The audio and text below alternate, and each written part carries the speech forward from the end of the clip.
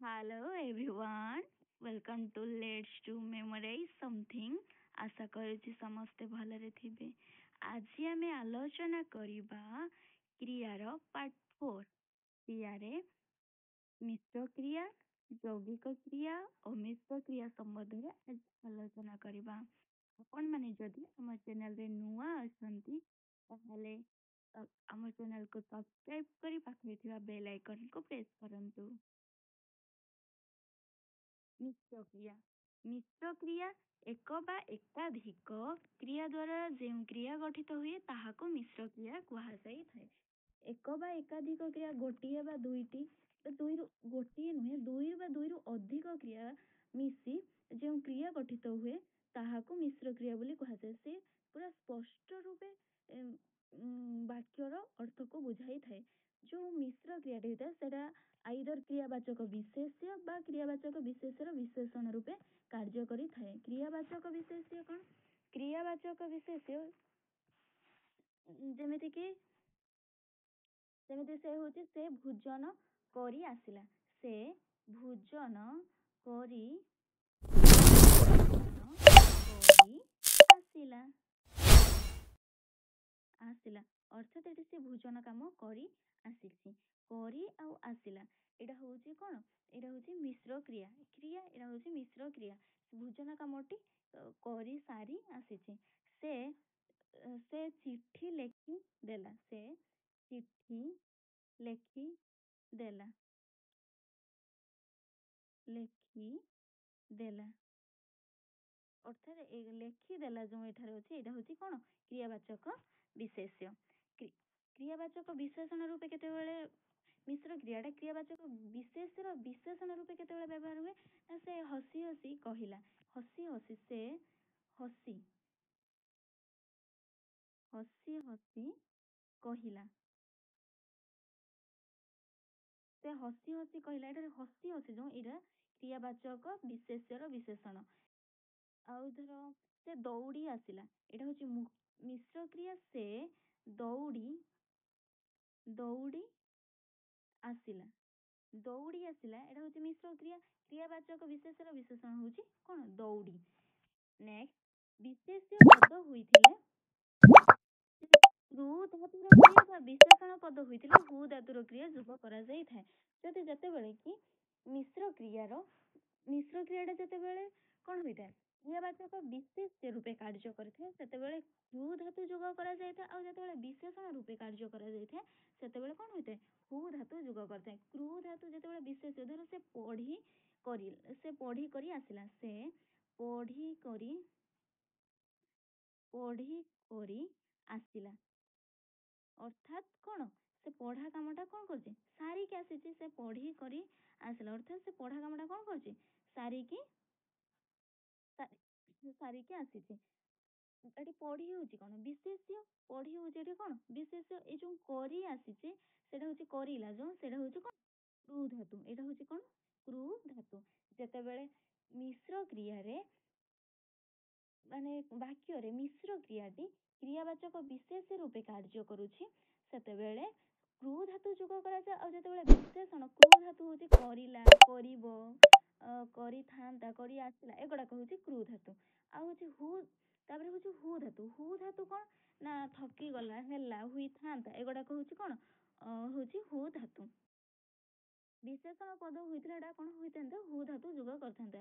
ସେ ଥକିଗଲା। କ'ଣ ହେଲା? ସେ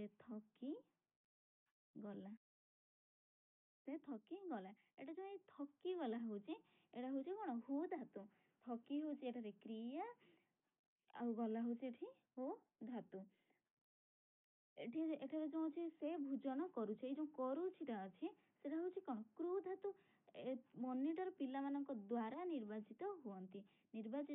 ଏଠାରେ ହେଉଛି କ'ଣ? ହୁ ଧାତୁ। କି ଧାତୁ? ହୁ ଧାତୁ। ଏଠାରେ ହେଉଛି କ'ଣ ହେଇଛି? କ୍ରିୟାଟା ବିଶେଷଣ ରୂପେ କାର୍ଯ୍ୟ କରୁଛନ୍ତି। ଏଠି ବିଶେଷ ରୂପେ କାର୍ଯ୍ୟ କରୁଅଛି। ନେକ୍ସଟ ଅମିଶ୍ର କ୍ରିୟା। ଅମିଶ୍ର କ୍ରିୟା ଗୋଟିଏ ଧାତୁରୁ ତିଆରି ହୋଇଥାଏ। କ୍ରିୟାଟି କ'ଣ ହୋଇଥାଏ ନା ଗୋଟିଏ ଧାତୁରୁ ତିଆରି ହୋଇଥାଏ। ଗୋଟିଏ ପଦରୁ ସୃଷ୍ଟ କ୍ରିୟାକୁ କ'ଣ ହୋଇଥାଏ? ଅମିଶ୍ର କ୍ରିୟା କୁହାଯାଇଥାଏ। ପିଲାଟି ଶେଯରେ ଶୋଉଛି। ଧର ଖାଉ ଖାଉଛି, ଖାଉଛି ଅର୍ଥ କଣ? ଖା ପ୍ଲସ୍ ଉଛି। ଖାଉଛି ଅର୍ଥ କଣ? ଖା ଯୁକ୍ତ ଉଛି। ମୁଁ ଭୋଜନ କରୁଛି, ସେ ଚିଠି ଲେଖିଲା, ଏଗୁଡାକ ହଉଛି କଣ? ଅମିଶ୍ର କ୍ରିୟା। ମାନେ ଗୋଟିଏ କଣ ହେଇଛି? ଧାତୁରୁ ସୃଷ୍ଟି ହୋଇଛି। ଖା, ଖା ଗୋଟେ ଧାତୁ, ଖା ଧାତୁରୁ ହିଁ ଖାଉଛି ସୃଷ୍ଟି ହୋଇଛି। ଏଇଟା ହଉଛି ଅମିଶ୍ର କ୍ରିୟା। ଶୁଇଛି, ସୁ ଗୋଟେ ଧାତୁ, ସୁରୁ କଣ ହେଇଛି? ଶୁଇଛି ହୋଇଛି। ପକ୍ଷୀ, ପିଲାଟି ସେଜରେ ଶୋଇଛି। ପକ୍ଷୀଟି ଆକାଶରେ ଉଡୁଛି, ଉଡ୍ ଧାତୁରୁ ଉଡୁଛି ହୋଇଛି। ଉଡ୍ ଗୋଟେ ଧାତୁ, ଗୋଟିଏ ମାତ୍ର ଧାତୁରୁ ଗୋଟେ କ୍ରିୟା ସୃଷ୍ଟି ହଉଛି, ସେଇଟା ହଉଛି କଣ? ଆମର ଅମିଶ୍ର କ୍ରିୟା। ଭାବୁଛି ସମସ୍ତେ କନସେପ୍ଟ କ୍ଲିୟର ହେଇସାରିଛନ୍ତି। ନେକ୍ସଟ, ଯୌଗିକ କ୍ରିୟା। ଯୌଗିକ କ୍ରିୟା ଦୁଇଟି କ୍ରିୟା ଯୋଗ ହୋଇ ଗୋଟିଏ କ୍ରିୟାର ଅର୍ଥକୁ ପ୍ରକାଶ କଲେ ତାହାକୁ କଣ ହୋଇଥାନ୍ତି? ଯୌଗିକ କ୍ରିୟା ବୋଲି ଆମେ କହିଥାଉ। ଗୋଟେ ଯୌଗିକ କ୍ରିୟାରେ କଣ ଥାଏ? ଗୋଟେ ମେନ୍ ଭାର୍ବ ଥାଏ ଆଉ ଗୋଟେ ହେଲ୍ପିଂ ଭାର୍ବ ଥାଏ।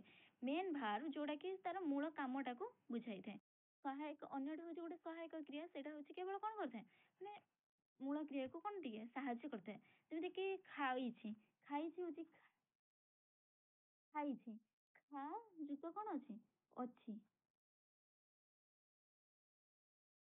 ଖା, ଖା ଯୁକ୍ତ ଅଛି। ଖାଇଛି, ଏଟା ହଉଛି କଣ? ଏଟା ହଉଛି କଣ? ଖାଇଛି, ଖାଇଛି। ଖା ହଉଛି କଣ? ମୂଳ କ୍ରିୟା। ଅଛି କଣ? ଗୋଟେ ସହାୟକ କ୍ରିୟା। ଖାଉଛି। ପଢୁଛି, ପଢ ଯୁକ୍ତ କଣ? ପଢ, ପଢ ଯୁକ୍ତ ଅଛି। ମାନେ କଣ? ପଢୁଛି, ପଢୁଛି, ପଢ ଯୁକ୍ତ ଅଛି। ଯୋଉଟା କଣ? ଗୋଟେ ଏଇଟା ହଉଛି ମେନ୍ ଭାର୍ବ, ଏଇଟା ହଉଛି କଣ? ହେଲ୍ପିଂ ଭାର୍ବ। ଏଇଟା ହଉଛି କଣ? ଯୌଗିକ କ୍ରିୟା।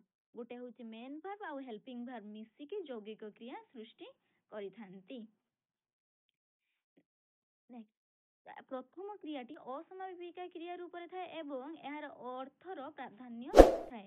ଦ୍ୱିତୀୟ କ୍ରିୟାଟି କଣ ଥାଏ? ସମାପିକା କ୍ରିୟା ରୂପରେ ଥାଏ ଆଉ ତାର କର୍ତ୍ତାର ବଚନ, ପୁରୁଷ, କାଳ ଆଉ ସତ୍ୟ ସୂଚକ ପ୍ରତ୍ୟୟ ଯୁକ୍ତ ହୋଇଥାଏ। ଏ ଯୋଉ ଯୌଗିକ କ୍ରିୟାରେ ଗୋଟେ ମେନ୍ ଭାର୍ବ ଆଉ ହେଲ୍ପିଂ ଭାର୍ବ ଥାଏ। ମେନ୍ ଭାର୍ବଟା ଯୋଉ ସେଟା ହଉଛି କଣ କରିଥାଏ? ଅସମାପିକା କ୍ରିୟା ରୂପରେ ଥାଏ। ଆଉ ହଉଛି ଦ୍ୱିତୀୟ କ୍ରିୟାରେ ଯୋଉଟା ହେଲ୍ପିଂ ଭାର୍ବ ଥାଏ ସେଟା ହଉଛି କର୍ତ୍ତାର ବଚନ, କାଳ ଏଗୁଡାକ ଦେଖିକି ହୋଇଥାଏ। ଯେମିତିକି ବହିପତ୍ର ନେଇ ଯାଅ, ବହିପତ୍ର ନେଇଯାଅ,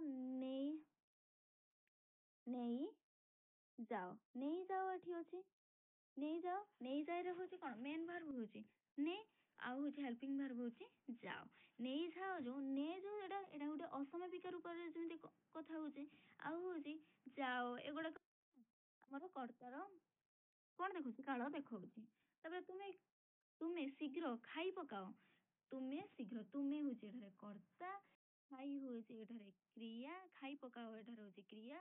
ମେନ୍ ଭାର୍ବ ହଉଛି ଖାଇ, ଖାଇ ହଉଛି ଗୋଟେ ଅସମାପିକା କ୍ରିୟା ରୂପରେ ଦେଖାଯାଉଛି। ପକାଅ ହଉଛି ଆମର କଣ? ନେଇ ଖାଇ ଅସମାପିକା କ୍ରିୟା କହିଲି ଏବେ। ନେଇ ଖାଇ କଣ? ଅସମୟ। ଯାଅ ପଳାଅ ହଉଛି ଏଟାର କଣ ହଉଛି? ସମାପିକା କ୍ରିୟା। ଉଭୟ ମିଶି ଯୌଗିକ କ୍ରିୟା କଣ କରିଛନ୍ତି? ସୃଷ୍ଟି କରିଛନ୍ତି। ବହିପତ୍ର ନେଇଯାଅ, ନେଇ ହଉଛି ଗୋଟେ ଅସମାପିକା କ୍ରିୟା, ଏଠାରେ ଖାଇ ହଉଛି ଗୋଟେ ଅସମାପିକା କ୍ରିୟା। ଯାଅ ଆଉ ପଳାଅ ହଉଛି ଏଠାରେ କଣ ହଉଛି? ଗୋଟେ ସମାପିକା କ୍ରିୟା। ଉଭୟ ମିଶି ଗୋଟେ ଯୌଗିକ କ୍ରିୟା ସୃଷ୍ଟି କରିଛନ୍ତି। ନେକ୍ସଟ ଆମେ ଦେଖିବା କି କ୍ରିୟାର କାଳ। କ୍ରିୟାର କାଳ, କାଳକୁ ମୁଖ୍ୟତଃ କେତେ ଭାବରେ? ତିନି ଭାବରେ ବିଭକ୍ତ କରାଯାଏ, ଯୋଉଟା କି ଆମର ପାଷ୍ଟ, ପ୍ରେଜେଣ୍ଟ ଆଉ ଗୋଟେ ଫ୍ୟୁଚର। ପାଷ୍ଟ, ପ୍ରେଜେଣ୍ଟ ତିନୋଟି କାଳ, ବର୍ତ୍ତମାନ କାଳ, ଅତୀତ କାଳ, ଭବିଷ୍ୟତ କାଳ। ବର୍ତ୍ତମାନ କାଳ ଯୋଉଟା କି ଯାଉଛି, ଖାଉଛି, ବସୁଛି, ଏଗୁଡା ହଉଛି ବର୍ତ୍ତମାନ। ଜଷ୍ଟ ଆମେ ବର୍ତ୍ତମାନ ଏହି ସମୟରେ ଆମେ କଣ କରୁଛେ? ଯେମିତି କି ଆମେ ଏବେ ପଢୁଛେ, ସେଇଟା ସେଇଟା ହଉଛି କଣ? ବର୍ତ୍ତମାନ କାଳ। ଅତୀତ କାଳ କଣ? ଅତୀତ କାଳ କଣ? ମୁଁ କାଳୀ ପୂଜାରେ କାଳୀ ପୂଜା ଦେଖିବାକୁ ଯାଇଥିଲି, ସେଠାରେ କଣ୍ଢେଇ ଆଣିଲି, ଖାଇଲି, ସେଠାରେ ଚାଟ, ଗୁପଚୁପ ଖାଇଲି, ଆଇସ୍କ୍ରିମ ଖାଇଲି, ଏଗୁଡା ହଉଛି କଣ? ଆମର ଅତୀତ କାଳ। ଭବିଷ୍ୟତ, ମୁଁ ଆଗକୁ ପୁରୀ ଯିବାକରେ ଅଛି, ମାନେ ମୋର ଫ୍ୟୁଚର ପ୍ଲାନ ଗୋଟେ ଅଛି ଯୋଉଟା କି ଆମର ଭବିଷ୍ୟତ କାଳକୁ ସୂଚାଉ ଅଛି। ଏଇଟା ହିଁ ଥିଲା ଆମର ଶେଷ ଆଲୋଚନା, ଆଜିର ଶେଷ ଆଲୋଚନା। ନେକ୍ସଟ ଆମେ ଆସିବା ପରବର୍ତ୍ତୀ କ୍ଲାସରେ, କ୍ଲାସ 12ରେ। ଧନ୍ୟବାଦ।